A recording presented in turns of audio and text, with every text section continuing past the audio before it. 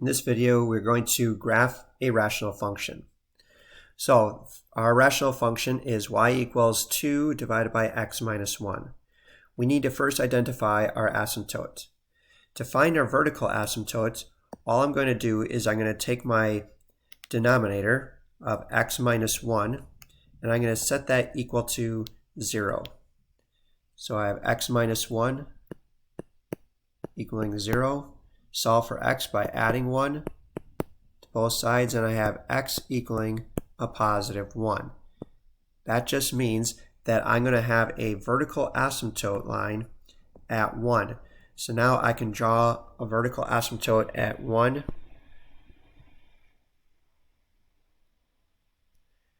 I'm just going to extend this one up here.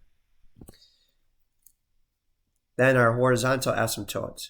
Our horizontal asymptote is going to be crossing the y-axis. So we have to determine that. One way to determine if you have a horizontal asymptote is comparing the degree of the numerator and the degree in the denominator. The degree of the numerator here, my numerator I have a 2, which is a constant. Constants are just numbers. So if I only have a constant in the numerator, it has a degree of 0 because all constants have a degree of 0. The denominator has x minus 1, which is a linear function. Linear function has a degree of 1 because the exponent on x is a 1. But just keep in mind, you're not going to see the 1 as an exponent because the variable by itself means it has an exponent of 1. So the denominator is bigger than the numerator. When the denominator is bigger than the numerator, my horizontal asymptote would be at y equals 0. So I'm going to have my y-axis, or my x-axis, become my horizontal asymptote. So y equals 0. And I'm going to draw my horizontal asymptote, which will be the x-axis here. And all that's going to say is my lines cannot cross those asymptote lines. Now you'll notice that the next category is the slant asymptote or oblique. If I have a horizontal asymptote, I cannot have a slant asymptote, so I'm not going to worry about that. And I'm also not going to have any holes here. So next part is to determine, do we have any x-intercepts? The x-intercept means where is it across the x-axis when y is 0. And if I look at my function for y equaling 0, my numerator would have to equal 0.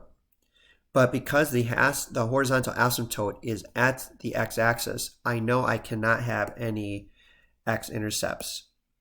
So I'm not going to worry about the x-intercepts here.